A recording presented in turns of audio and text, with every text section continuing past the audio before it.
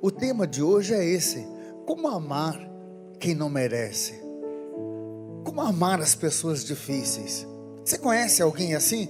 Tem alguém assim dentro da sua casa, lá no seu trabalho? Tem alguém assim lá na faculdade, na escola, que é difícil de amar?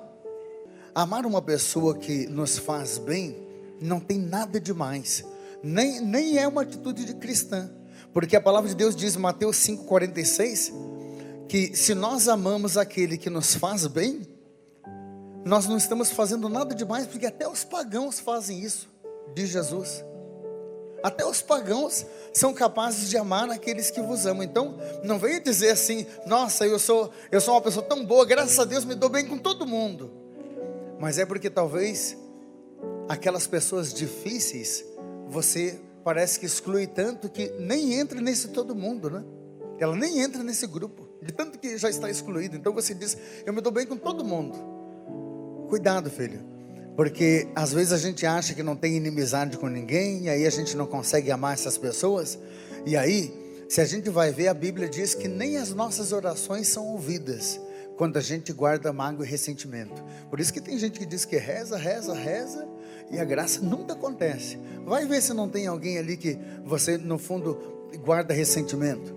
Uma vez uma pessoa vinha dizer para mim: padre, eu levantava de madrugada para rezar, quando eu me ajoelhava parece que era uma unção. Ultimamente eu estou com uma dificuldade, padre, eu não consigo mais sentir Deus. E aí eu perguntei para essa pessoa, eu disse assim: olha, no capítulo 11 de São Marcos, ali no versículo 22, diz assim que tudo que nós pedimos na oração, ser nos há dado. Mas se nós tivermos algum ressentimento ou algo contra o irmão, é melhor pedir perdão. Você não está guardando alguma mágoa? Não tem alguma pessoa difícil que talvez conviva com você? Ele disse: não, padre, pense bem. Tem só um menino que, padre, não é fácil conviver com aquele cara, porque, mas assim, eu já falei para ele: fique na tua que eu fico na minha. Eu falei: filho, não adianta você querer rezar dessa maneira, porque tem ressentimento aí. Esse negócio fica na tua que eu fico na minha, é como quem diz, né? É só você não conversar comigo, você nem olhar para mim, não se atravessar na minha frente, que está tudo bem. A palavra de Deus diz que nós temos que resgatar essas pessoas. Nós temos que amar. Nós temos que amar. A lógica de Deus eu sei que é complicada, não é a mesma que a minha nem que a sua. Porque se uma pessoa faz mal, porque o mal que talvez te fizeram é mal de traição. Talvez essa pessoa que você tem ela por aqui é uma pessoa que falou mal de você, destruiu a sua vida. Mas é a lógica do Evangelho. E você quer ou não quer herdar o reino do céu? Sabe o que o Papa Francisco diz? O Papa Francisco tem uma frase que ele diz assim, que se nós queremos alcançar o céu, nós temos que primeiro descer. Na lógica de Deus, quem quer subir tem antes que descer ao nível dos pequenos e se humilhar. Quer dizer, às vezes a gente não quer descer ao nível dos outros, né? A gente não quer. E aí, eu quero trazer aqui para vocês, gente, algumas pistas de ação para que a gente consiga amar aqueles que não merecem. Amar essas pessoas difíceis, já que é o mandato de Jesus. Já que Jesus está nos pedindo. O evangelho de hoje, ele diz: amar a Deus sobre todas as coisas e ao próximo como a ti mesmo. Primeira coisa, olha o que o padre vai dizer agora. Entenda que as pessoas difíceis geralmente são pessoas doentes, ou psicologicamente falando, ou espiritualmente falando, ou fisicamente. Mas geralmente as pessoas muito difíceis são pessoas doentes. Alguém aqui já teve que conviver com uma pessoa depressiva, por exemplo? Uma pessoa que tem bipolaridade? Eu sei que tem gente que diz: essas coisas é frescura. Eu não acredito, padre. Acredite ou não, isso existe. E aí aquela pessoa acorda de manhã dizendo que te ama, e perto do meio-dia ela te odeia. Aquela oscilação de ânimo. Tem um padre amigo meu, ele atendeu uma mulher na direção espiritual, e ela reclamava muito do filho dela. Ela dizia: padre, meu filho não é fácil, padre. Ele levanta de manhã, ele deixa a cama desarrumada. E falar de ir para a igreja para ele é briga. Aquele menino, padre, eu não consigo gostar do meu próprio filho.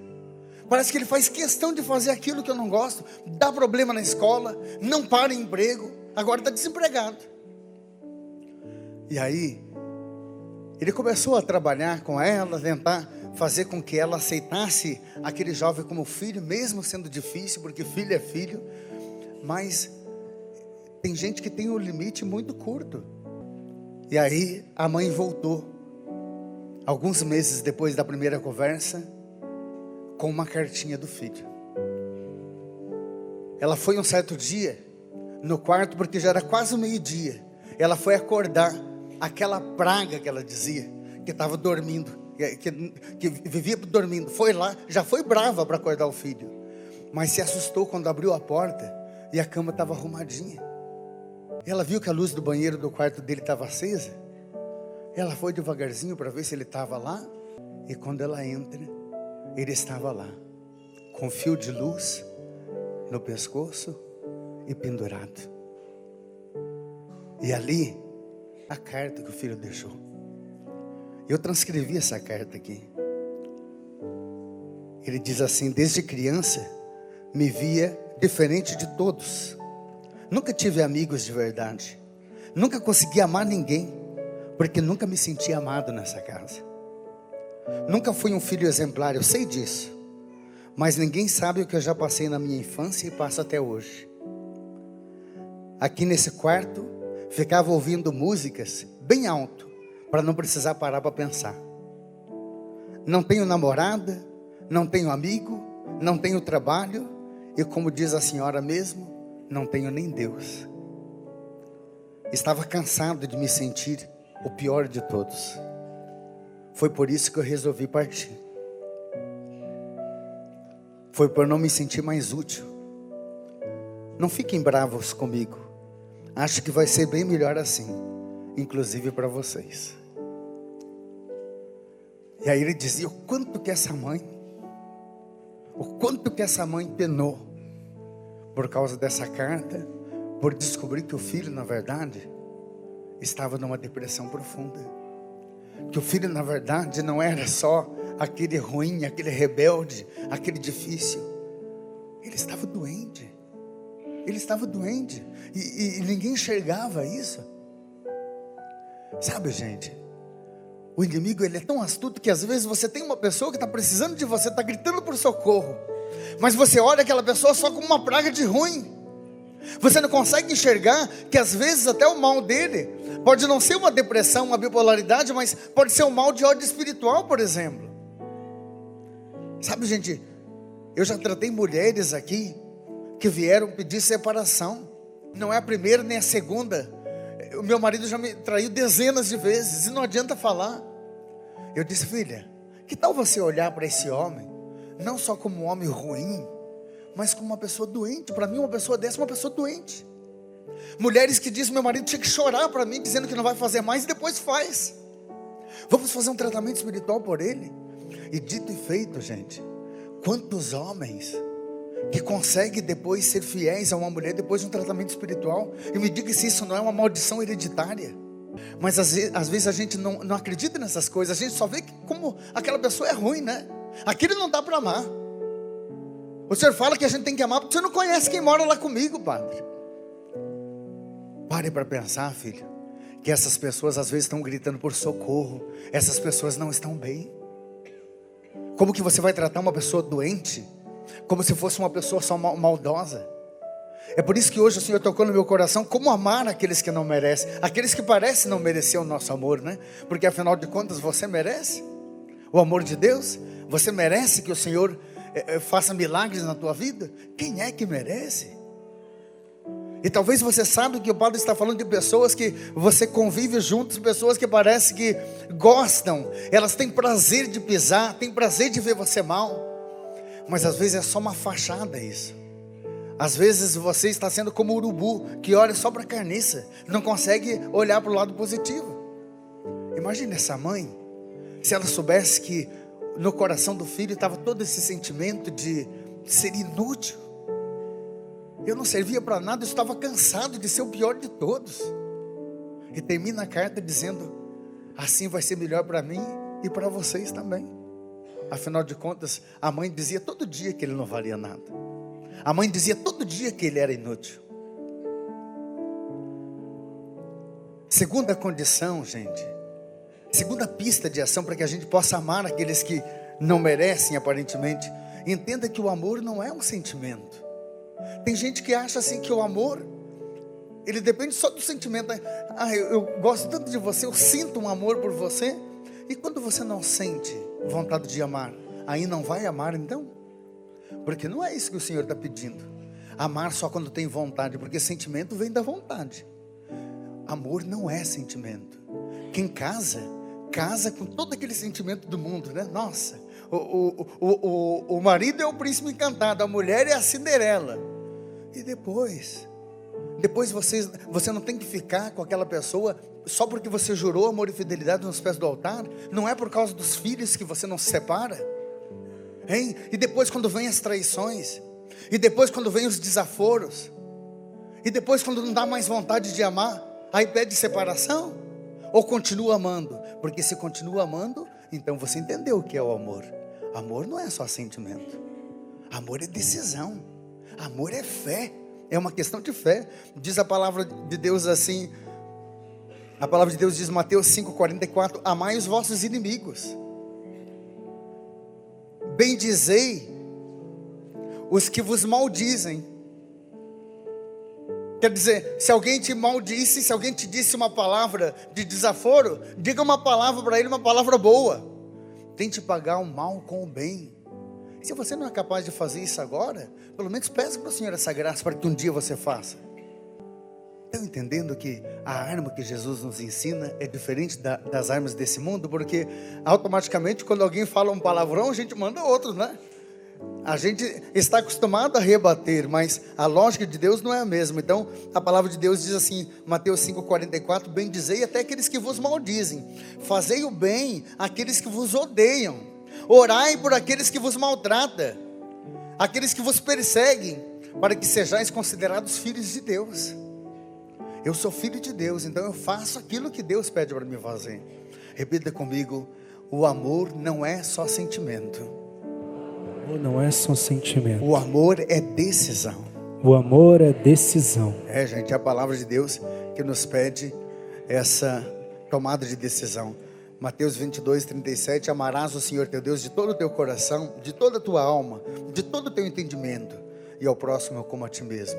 O evangelho de hoje. Agora, última pista de ação que eu gostaria de colocar: seja misericordioso. Quer dizer, se você entende que aquela pessoa que é tão difícil assim é uma pessoa doente, se você entende o que é o amor de fato, que é uma tomada de decisão, seja misericordioso. Do latim, misericórdia quer dizer descer até a miséria do outro, descer até a pobreza do outro. Pobre na Bíblia, olha que diz a palavra de Deus que o pobre verdadeiramente falando, Lucas 4,18 diz assim: o Espírito do Senhor está sobre mim, porque Ele me ungiu e me enviou para anunciar a boa nova aos pobres, todos aqueles que desconhecem a verdade de nosso Senhor Jesus Cristo. Os pobres são todos aqueles que desconhecem a verdade de nosso Senhor Jesus Cristo. Esses são os pobres que você tem que amar. Esses são os miseráveis que você tem que descer até a miséria. E aí você diz assim: poxa, mas eu chego da igreja e tem alguém lá em casa que já diz para mim: o que você está fazendo? Faz tanto na igreja que você não sai de lá. Me critica até porque eu estou buscando a Deus. Porque ele é pobre. É porque ele não conhece a Deus. E a palavra de Deus está dizendo que você tem que descer até a miséria dele. Porque se você não desce no nível dele, você sempre vai atacar, porque você vai achar sempre um absurdo. E o Senhor pede, nós temos que ir até esses pobres de espírito, essas pessoas que nem conhecem a Deus, por isso que falam absurdos. Eu encerro dizendo que as obras de misericórdia, quando a gente fala de ser misericordioso, existem as chamadas obras de misericórdia, que são obras tanto corporais como as espirituais. Eu quero falar das 7 obras espirituais de forma breve, dizendo que a primeira obra espiritual, dar bom conselho. Nós temos que corrigir aqueles que erram, perdoar as injúrias, consolar os tristes, sofrer com paciência as fraquezas dos nossos irmãos, rezar a Deus pelos vivos e também pelos mortos. E nós devemos compreender os ignorantes. Quem são os ignorantes? São aqueles que desconhecem a verdade. São todos aqueles que desconhecem a palavra de Deus. Esses são os ignorantes. Quando a palavra de Deus diz corrigir aqueles que erram, é corrigir no amor. É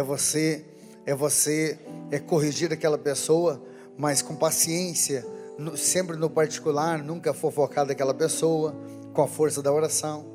Perdoar as injúrias. O que é as injúrias?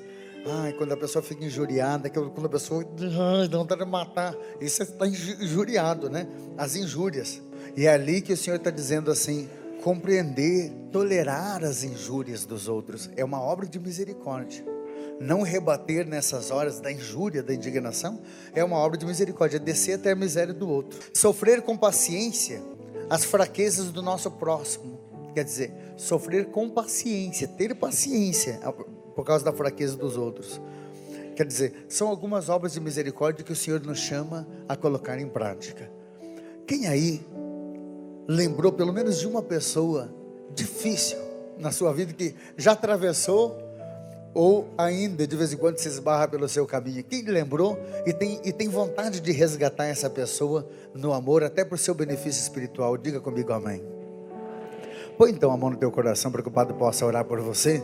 Ô Senhor, eu sei que essas pregações temáticas têm ajudado tantas pessoas, não só aqui na Paróquia Anjo da Guarda, mas nesse imenso Brasil, aqueles que nos acompanham pelas redes sociais, pessoas difíceis, Senhor, pessoas que aparentemente não merecem o nosso amor, mas hoje nós estamos decidindo de amar aqueles que parecem não merecer, porque é o Senhor que nos pede, é um mandato de Jesus Cristo, sobretudo por esses teus filhos, essas tuas filhas que tomem posse dessa palavra. Eu peço essa bênção pela intercessão da sempre Virgem Maria, por Cristo nosso Senhor.